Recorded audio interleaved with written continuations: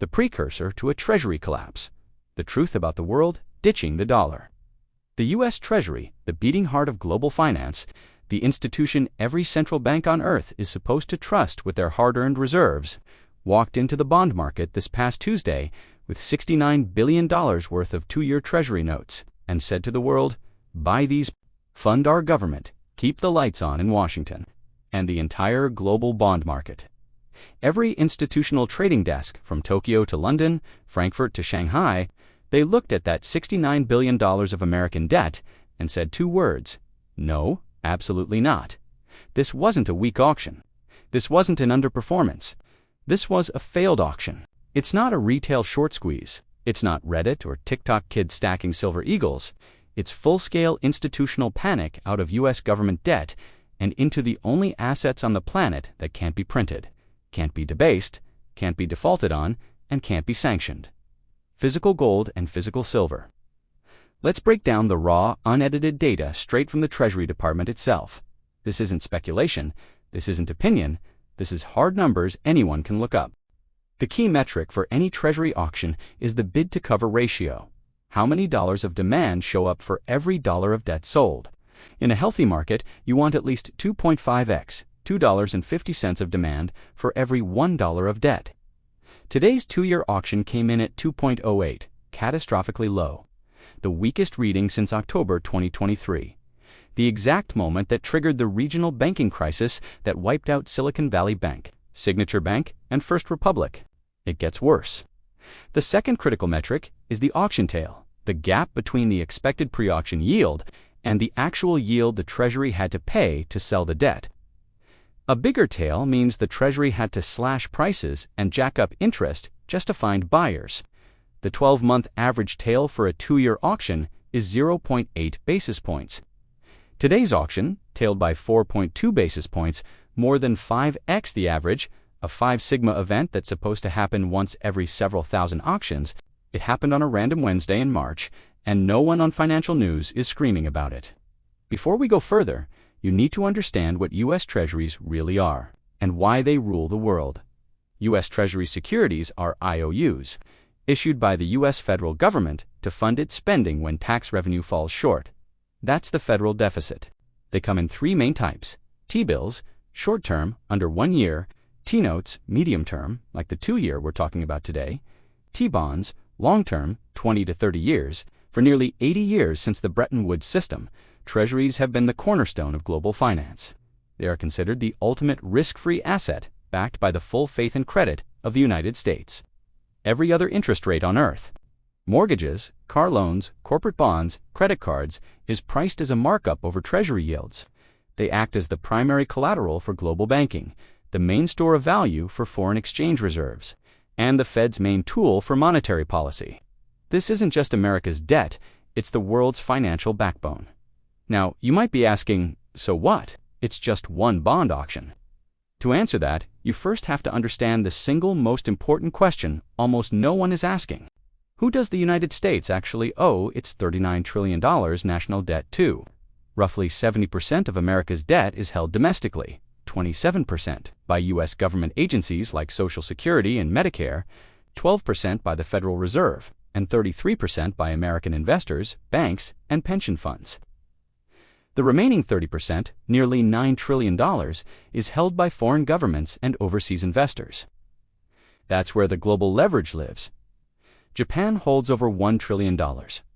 China holds hundreds of billions, and the EU plus UK control a combined $2.5 trillion in U.S. debt.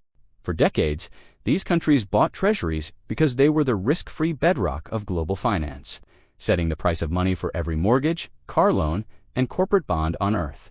But today, that very bedrock is crumbling. Over the past 3 years, Japan has dumped more than $220 billion in U.S. treasuries, including $20 billion in April 2025 alone, with its finance minister publicly warning these holdings could serve as a trump card in trade negotiations with Washington. China, amid escalating tensions and a relentless de-dollarization push, has continued to slash its holdings en masse. Even Europe is turning away. France has spearheaded an anti-coercion framework that explicitly includes trimming U.S. Treasury investments. More and more nations are walking away from U.S. debt with real action, not just rhetoric. Which brings us to the nightmare scenario that's no longer just fringe speculation. What happens if the world fully abandons U.S. Treasuries and dumps them all at once? What we saw today is just the first crack in the dam, and if it breaks, the chain reaction hits every single person on the planet. First, bond prices would crash and yields would soar. To stop the collapse, the Treasury would be forced to jack up interest rates to unthinkable levels. That spike would rip straight through everyday life. Mortgage rates would hit double digits, wiping out middle-class home equity. Credit card and auto loan rates would skyrocket. Corporate borrowing costs would explode, triggering mass layoffs and a full-scale economic tightening. Next, the crisis would take down stocks and the banking system. Bond market panic would send the Dow, S&P 500, and NASDAQ plunging, wiping out millions of Americans' retirement and college savings. Worse, U.S. banks hold trillions in treasuries on their balance sheets. The 2023 Silicon Valley Bank collapse was driven by far smaller treasury losses than a mass sell-off would trigger, threatening a systemic banking meltdown. Finally, the irreversible blow, the end of the dollar's reign as the global reserve currency. A treasury collapse would shatter global confidence in the dollar, accelerating de-dollarization efforts and the shift to a multipolar currency system led by the likes of BRICS nations. To be clear, a full coordinated dump is not an immediate certainty. Thanks to mutually assured financial destruction, major holders can't sell without wiping out their own holdings. The U.S. also holds a financial nuclear option, with the power to freeze foreign central bank assets in a national emergency under the IEEPA.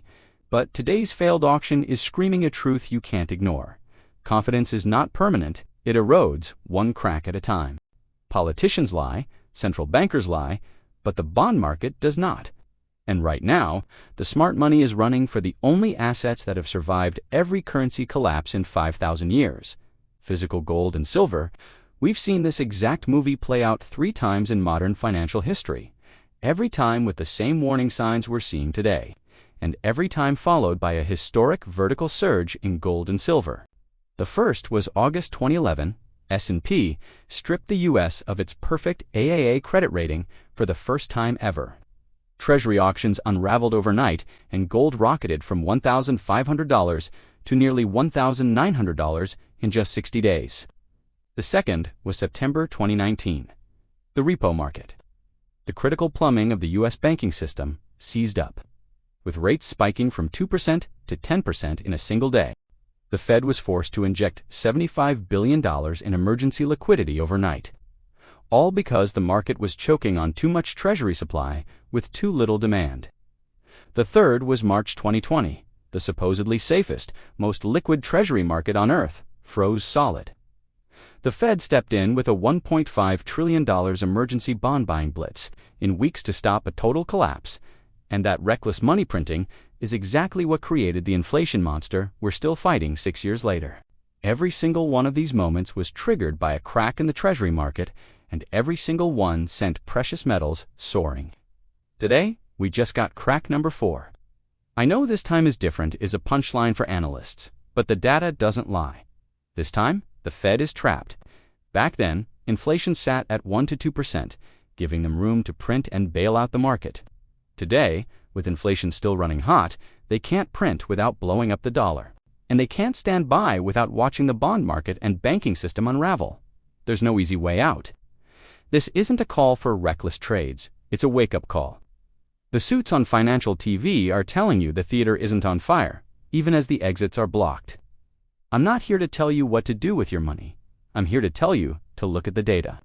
Do your own research and stop trusting the people who've lied to you about this so-called risk-free asset for years.